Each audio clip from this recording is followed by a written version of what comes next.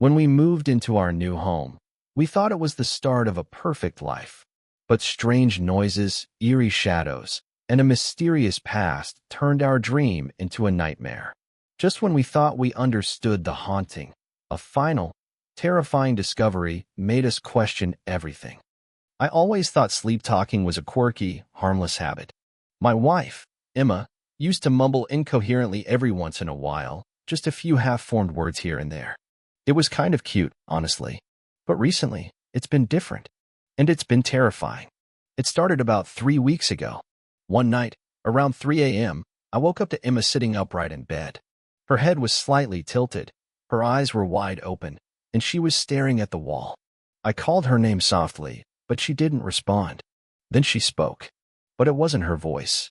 It was deeper, raspier, almost like someone else had taken over her body. She kept repeating the same phrase. "Don't let him in. Don't let him in." Chills crawled up my spine. I reached out and gently shook her shoulder, but she just lay back down and continued to sleep like nothing had happened. The next morning, I asked her about it, but she just laughed it off. "Must have been a weird dream," she said, shrugging. I wanted to believe her, but something about that voice didn't sit right with me. The next few nights, it got worse. Emma would sit up, eyes open, and say strange things. One night it was, "He's in the house." Another, "He knows you're awake." I started recording her on my phone, hoping to catch it and play it back for her. I thought maybe she'd be able to explain it if she heard it. But the fourth night, she didn't just talk. She got out of bed. I watched as she walked out of the bedroom, down the hall, and into the living room. I followed quietly, too freaked out to say anything. She stopped at the front door, unlocked it, and whispered, "You can come in now." I quickly slammed the door shut and locked it again. Emma didn't react, just turned around and shuffled back to bed. The next morning, when I showed her the recording, her face went pale. "I don't remember any of that," she whispered, hands trembling. "It wasn't a dream. What's happening to me?" We both tried to rationalize it.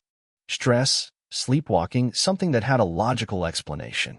But last night, I woke up to her standing over me, that same deep voice whispering, "He's in your skin. You need to let him out." I bolted upright, terrified. Emma just smiled at me, a cold, unnatural smile that I'd never seen before. I shook her awake, and her eyes went back to normal. She was confused and scared, having no memory of what had just happened. Now I'm too scared to sleep. I keep my phone recording all night, just in case. I've been watching the footage from last night, and there's something that makes my skin crawl. At one point, after I fell back asleep, Emma sat up again. But this time, she looked directly into the camera and whispered, in that same eerie voice, "He's almost here. You're not ready." I don't know what's happening to my wife. I don't know who or what is speaking through her. But I'm starting to think that whatever it is, it's getting closer. After that last recording, I couldn't shake the feeling that our house wasn't safe anymore. I didn't tell Emma everything, just that her sleep talking had gotten worse. I didn't want to scare her, but the truth was, I was terrified. I started sleeping on the couch, pretending it was because of my back acting up again. Emma didn't question it much, but I could tell she was hurt. I hated lying to her, but I couldn't bear the thought of waking up to her whispering those horrible things again. One night, while Emma was asleep, I decided to do some digging. I looked up sleep disorders, night terrors, even possession stories, anything that could explain what was happening. Nothing fit perfectly. It wasn't just sleepwalking or night terrors. It felt darker. Desperate, I went through Emma's phone while she was asleep. I know it was wrong, but I had to know if there was something she wasn't telling me. I scrolled through messages, social media, even her notes. Nothing out of the ordinary. Then, I found something strange in her photo gallery, a video I hadn't seen before. It was taken a few weeks ago, around the time the sleep talking started. The thumbnail was just darkness, but when I played it, the audio made my blood turn to ice. It was Emma's voice, but she was sobbing, whispering, "Please, don't make me do it. I can't. I can't hurt him." Then there was a low, guttural laugh, not hers, not anyone's I recognized. The video cut off abruptly. I couldn't breathe. I didn't know how to confront her about it, but I knew I couldn't ignore it. The next day, I acted normal. We had breakfast together, made small talk, but I couldn't stop thinking about that video. Finally, when I couldn't hold it in anymore, I asked her, Have you been filming anything lately? She looked confused. No. Why? I hesitated, then pulled out her phone and showed her the video. Her hands shook as she watched it. Tears welled up in her eyes. I didn't record this, she whispered. Emma, what's happening to you? I asked, my voice cracking. She buried her face in her hands. I don't know. I feel like I'm losing my mind. Sometimes I wake up with scratches on my arms. Sometimes I hear whispers even when I'm awake. I pulled her into a hug, trying to keep my own fear in check. Whatever was happening, we'd face it together. That night, I decided to stay in the bedroom with her. I didn't want to leave her alone, no matter how scared I was. We fell asleep holding hands. At around 3 a.m., I woke up to the sound of the bedroom door creaking open. Emma was still lying next to me, fast asleep. My heart pounded as I looked toward the doorway. A dark figure stood just outside the room, tall, with distorted limbs and a face that seemed to blur in the dim light. I couldn't move. I couldn't speak. The figure tilted its head, then whispered, in that same deep, rasping voice, "She's mine." I blinked, and it was gone. Shaking, I turned to look at Emma, but she was awake now, staring at me with wide, terrified eyes. "Did you see it too?" she whispered. We didn't sleep for the rest of the night. Now I'm convinced it's not just sleepwalking or night terrors. There's something else in our house. Or worse, something else inside Emma. The morning after we both saw that figure, Emma looked like a ghost of herself. Dark circles under her eyes, hands trembling as she stirred her coffee. I couldn't shake the memory of that voice, deep, rasping, and claiming her as its own.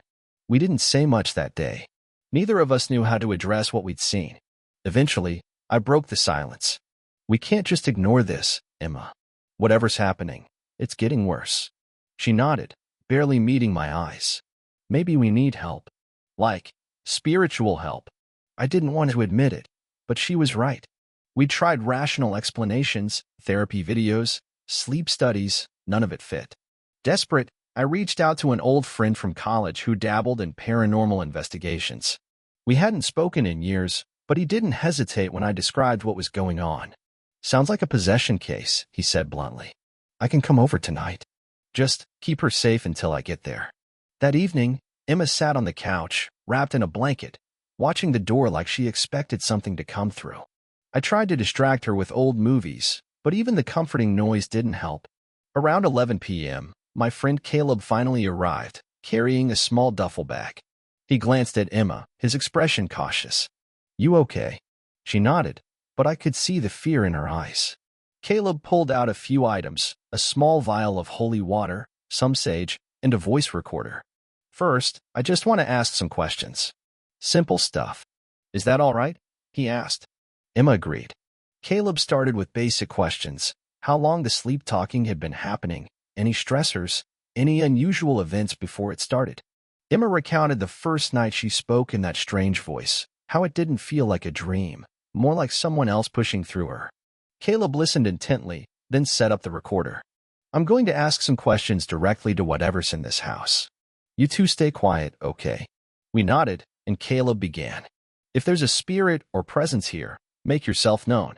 "Who are you?" Silence. Then, after a few seconds, the room seemed colder. "What do you want?" Caleb continued. "Nothing." He frowned and turned to Emma. "Sometimes it doesn't respond right away. Have you noticed any specific triggers?" Emma hesitated.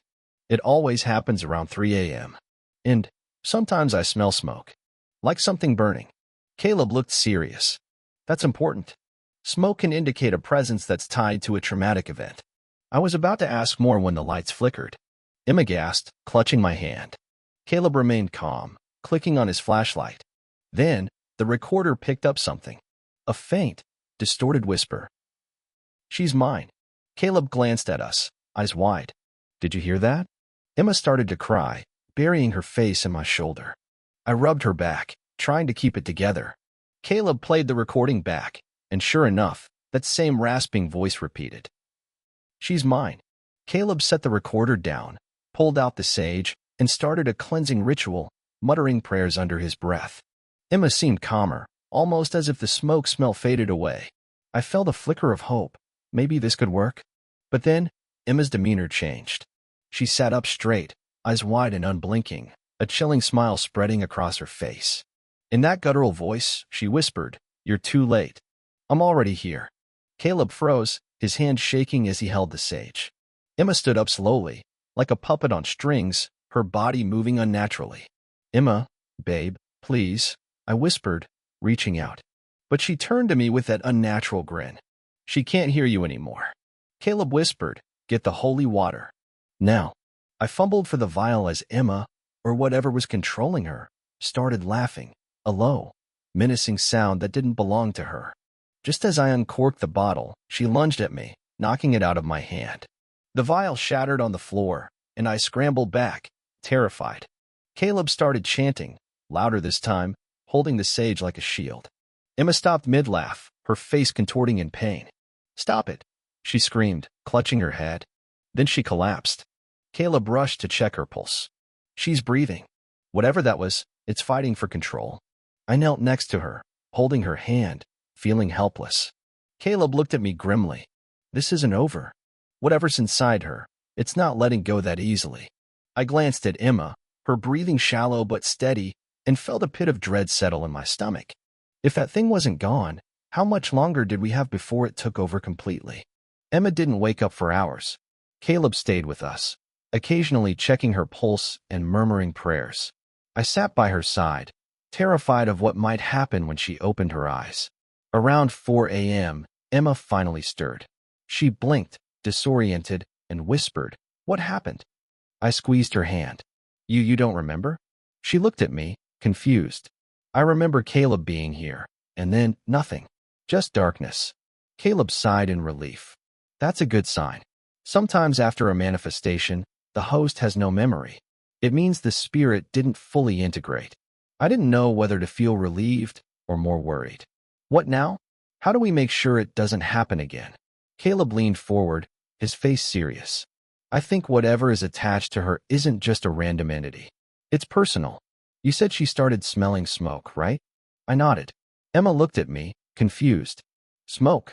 "Yeah," I said softly. "You said it smelled like something burning. Usually around 3 a.m. Emma's face went pale. I didn't think it was real. I thought it was just in my dreams." Caleb looked thoughtful. "Did anything significant happen around that time? Any accidents? Fires? Trauma?" I racked my brain, but nothing came to mind. Emma shook her head slowly. "Not that I remember." Caleb sighed. "We need to dig deeper. Spirits like this usually latch on when there's unresolved grief or guilt. It's feeding on something." Just then, Emma's phone buzzed. She glanced at it, her face going even paler. "It's a voicemail from my mother." Her hands trembled as she hit play. "Emma, I don't know if you remember this, but I had a nightmare about your old dollhouse. The one that burned when you were a kid. I know it's silly, but I've been thinking about it lately. Call me when you can." Emma's eyes filled with tears. "My dollhouse. I was maybe 7. It caught fire in the middle of the night. My dad put it out, but I love that thing. I cried for days." Caleb leaned forward. "Do you remember how it caught fire?" Emma hesitated. I think I left a candle inside. My mom always warned me not to, but I wanted to make it look cozy. I didn't think it would actually catch." I glanced at Caleb. "Could that be it? Guilt from something that far back?" He nodded. "If the spirit's feeding on guilt, it doesn't matter how old the memory is. If Emma's been repressing it, it might have festered over time." Emma buried her face in her hands. "So it's my fault? I did this to myself." "No," Caleb said gently. "You were a kid. Kids make mistakes. But sometimes guilt lingers. We need to confront it directly. Acknowledge it. Forgive yourself." Just then, the room grew cold. The faint smell of smoke filled the air. Emma looked up, her eyes wide with fear. "It's here." Caleb gripped the sage, whispering prayers, but Emma shook her head. "No.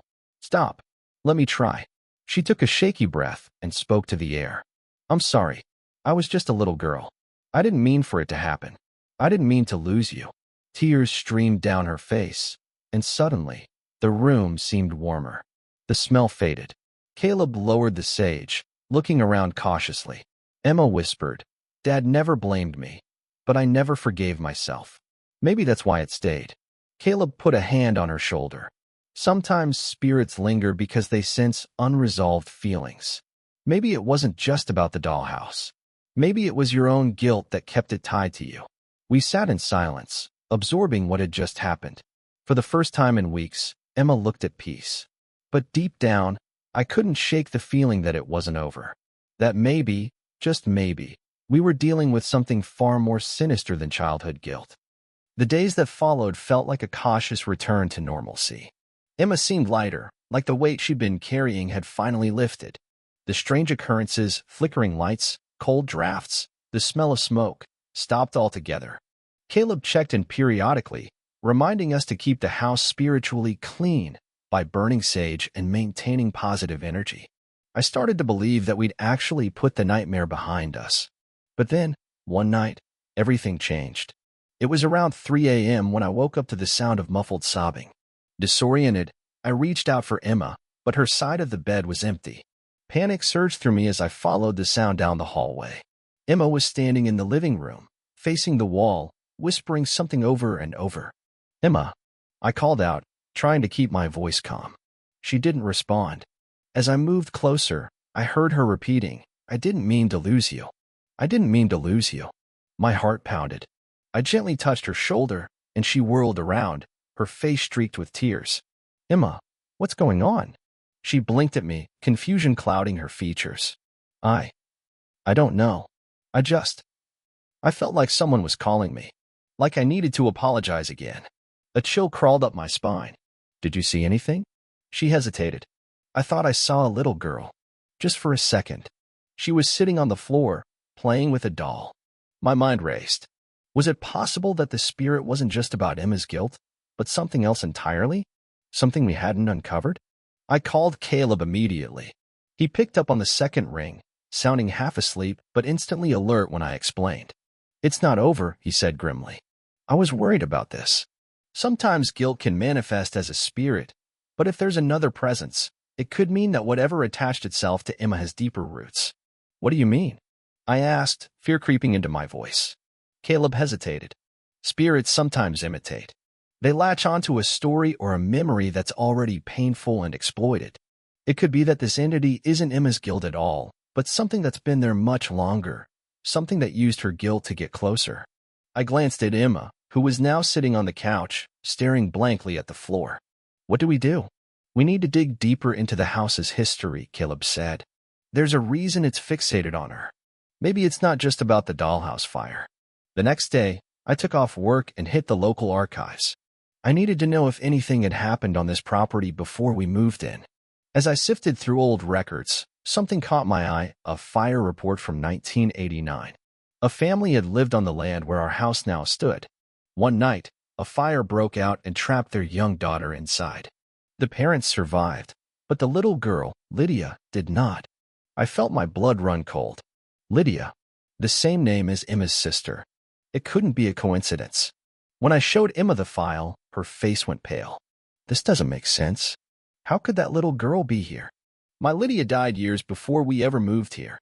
Caleb joined us that evening, and I filled him in. He seemed troubled. Sometimes spirits aren't tied to places, but to people. If Lydia's spirit lingered after the fire from Emma's childhood, and this land already had its own tragic history, maybe the two are connected. Maybe Lydia's guilt and the spirit of the little girl became intertwined. Emma's eyes filled with tears. "So, it's not just my guilt, it's both of them? Two lost children, bound by fire?" Caleb nodded. "It's possible. We need to hold a cleansing ritual, not just for Emma, but for both spirits. We have to help them move on together." As night fell, Caleb prepared the ritual, setting candles in a circle and placing two small dolls in the center, representing Lydia and the unknown little girl. Emma whispered apologies to both, speaking from the heart. As the ritual reached its peak, a sudden chill swept through the room. The candles flickered, and for just a moment, I swore I saw two shadowy figures, one slightly taller, holding the hand of a smaller one. Then, just as quickly, they were gone. Caleb let out a breath. I think they're at peace now." That night, for the first time in weeks, Emma slept soundly.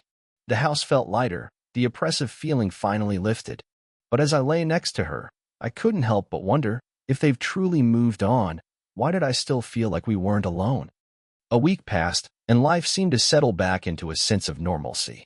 Emma's nightmares stopped, and the house felt warmer, more inviting. We even started talking about redecorating the living room, as if reclaiming the space could help us move on. One evening, while Emma was putting the finishing touches on dinner, I decided to finally take a look at the attic. I'd been avoiding it ever since the whole ordeal started, but something about the lingering unease made me feel like I needed to confront whatever was left up there.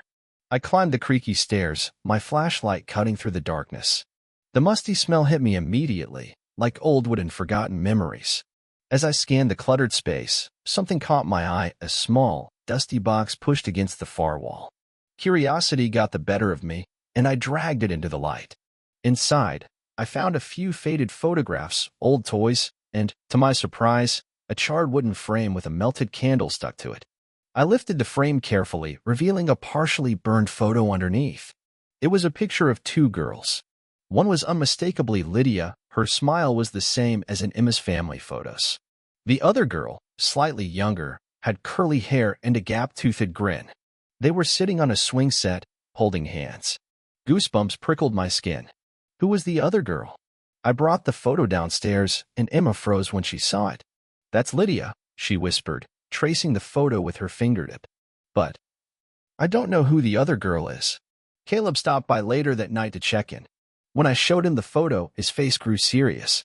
"I did some digging after our last conversation," he said. "I found out that the family who lived here before had a daughter named Abigail. She was 6 when she died in the fire." Emma gasped.